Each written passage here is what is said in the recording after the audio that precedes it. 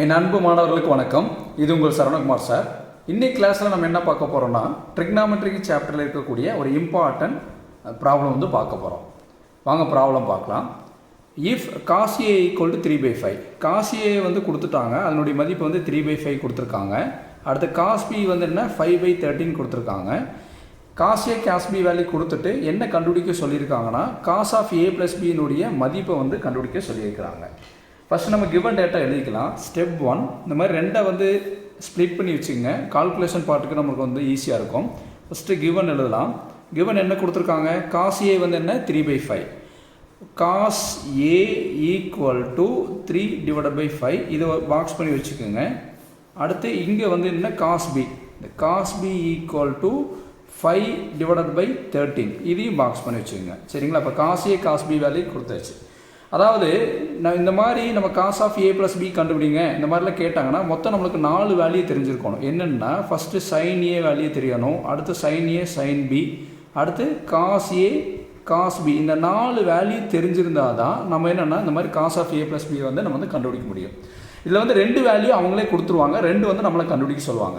இதில் cos A cos B அவங்க கொடுத்துட்டாங்க, நம்ம என்ன கண்டுபிடிக்கணும், sin A sin B கண்டுபிடிக்கணும். எப்பயுமே ஒரு ஹிண்ட் ஞாபகம் வச்சுங்க, இங்கே cos Aன்னு கொடுத்துருந்தாங்கன்னா இதுக்கு ஆப்போசிட்டாக எழுதுங்க. சைன் வந்தால் காசுன்னு எழுதுங்க, காசுன்னு வந்தால் சைன் எழுதுங்க. இங்கே cos Aன்னு வந்திருக்கு, இதுக்கு ஆப்போசிட்டாக நம்ம என்ன எழுதலாம், sin Aன்னு எழுதலாம்.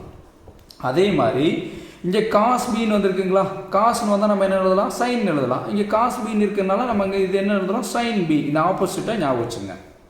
ஞாபகம் வச்சதுக்கப்புறம் நிறைய ஸ்டூடெண்ட்ஸ் ஃபார்முலா ஞாபகம் வந்ததுன்னா சிரமப்படுவாங்க. அதுக்காக நம்ம ஒரு ஹிண்ட் பார்க்கலாம். என்னென்னா இந்த மாதிரி வந்ததுக்கப்புறம் ஸ்கொயர் ரூட் கொடுத்துருங்க. ஸ்கொயர் ரூட் கொடுத்துட்டு 1 - இங்கேயும் அதே மாதிரி ஸ்கொயர் ரூட் கொடுத்துட்டு 1 - புரியுதுங்களா? cos Aன்னு வந்தால் sin A, சைன் வந்ததுன்னா ஆப்போசிட் சைன் காசு ஆப்போசிட்டில் அடிக்குங்க காசு. இப்போ cos Bன்னு வந்திருக்கு sin B, அப்போ ஸ்கொயர் ரூட் 1 - ஸ்கொயர் ரூட் 1 - கொடுத்துருங்க. இங்கே ஃபில் பண்ணுறதுக்கு நம்ம என்ன பண்ணணும்னா இங்கே என்ன இருக்குது பாருங்கள், cos Aன்னு இருக்குங்களா, அதை இங்கே எழுதிக்கங்க cos A. இது வந்து ரூட்டுக்குள்ளே இருக்கிறதுனால இங்கே ஸ்கொயர்னு ஞாபகம் வச்சுங்க, cos ஸ்கொயர் A. அதே மாதிரி இங்கே வந்து என்ன இருக்குது, cos Bன்னு இருக்குங்களா, அது எழுதிங்க cos ஸ்கொயர் B. ஓகேங்களா? அப்போ sin A equal to square root of 1 - cos square A, sin B equal to square root of 1 - cos square B. எழுதுனதுக்கப்புறம் இது என்ன பண்ணலாம், சப்ஸ்டிட் பண்ணலாம். ஸ்கொயர் ரூட் 1 - இங்கே ப்ராக்கெட் ஸ்கொயர் கொடுத்துருங்க. cos Aவோட மதிப்பு என்ன 3/5, இங்கே cos ஸ்கொயர் Aன்னு கொடுத்துருக்காங்க.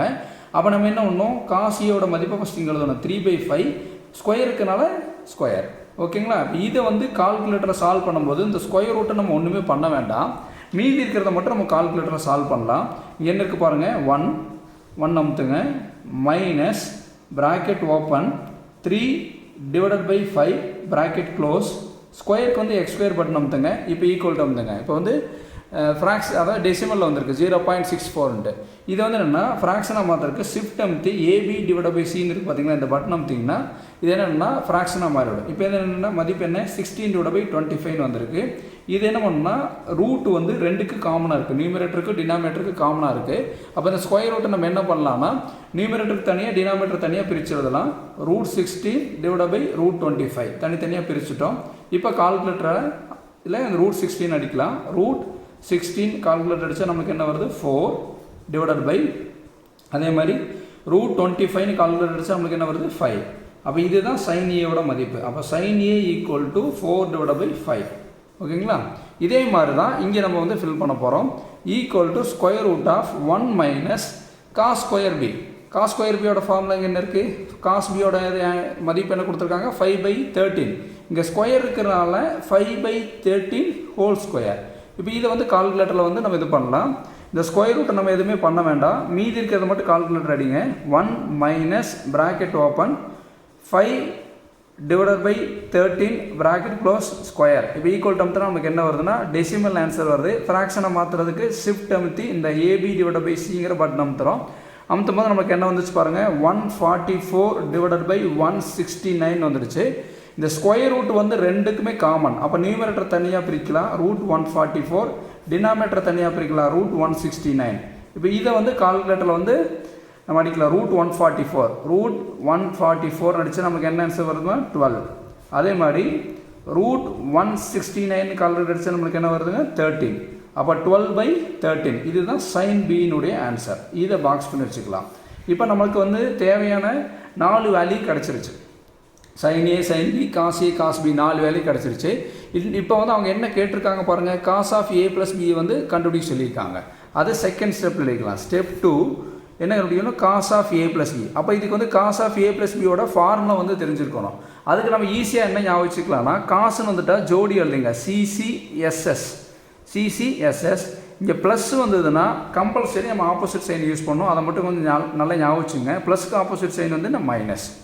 சரிங்களா? காசு வந்தால் மட்டும் சைன் வந்து சேஞ்ச் பண்ணணும். இங்கே வந்து ஏ, இங்கே பி, இங்கே ஏ, இங்கே பி இப்படி எழுதி வச்சுங்க.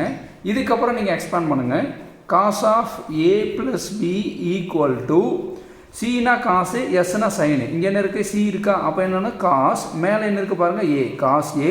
இது பாருங்கள் சினா காஸ், மேலே என்ன இருக்குது பி. அப்போ cos A cos B minus எஸ்னா சைன், சைன் ஏ. இங்கே என்ன இருக்குது, எஸ்ஸுங்க வந்து சைன், மேலே என்ன இருக்குது பாருங்கள் பி. அப்போ சைன் ஏ சைன் பி. இவ்வளோ தான் காஸ் ஆஃப் A + B ஃபார்மாக கிடச்சிருச்சு. Cos A cos B minus sine A sine B. இப்போ இதில் தேவையான வேல்யூவில் நம்ம சப்ஸ்டிட் பண்ணலாம். இப்போ காஸ் ஆஃப் A + B அப்படியே எழுதிக்கலாம். ஈக்குவல் காஸ் ஏனுடைய மதிப்பு என்ன கொடுத்துருக்காங்க பாருங்கள், காஸ் ஏக்கு பதிலாக 3/5ன்னு இருக்குது. அந்த 3/5 எழுதிட்டு எப்பயுமே ப்ராக்கெட் ஓப்பன் பண்ணி க்ளோஸ் பண்ணிவிடுங்க. அடுத்து காஸ் பியினுடைய மதிப்பு, காஸ் பியினுடைய மதிப்பு என்ன கொடுத்துருக்காங்க பாருங்கள், 5/13. ப்ராக்கெட் ஓப்பன் பண்ணி 5/13 ப்ராக்கெட் க்ளோஸ் பண்ணிக்கிறேங்க.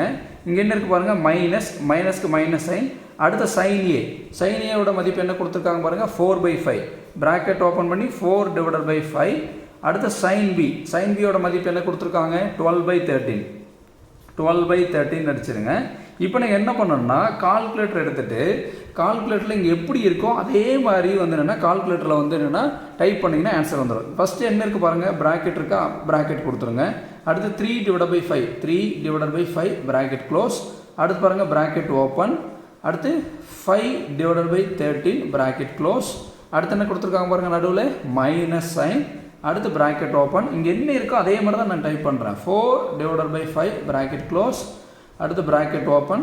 12/13 ப்ராக்கெட் க்ளோஸ்.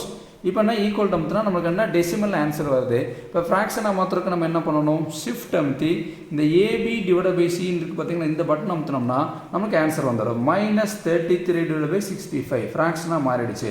அப்போ காஸ் ஆஃப் A + Bனுடைய ஆன்சர் வந்து -36/65. இதுதான் வந்து இந்த கொடுத்தக்கூடிய கிவன் ப்ராப்ளத்துக்கு உண்டான ஆன்சர்.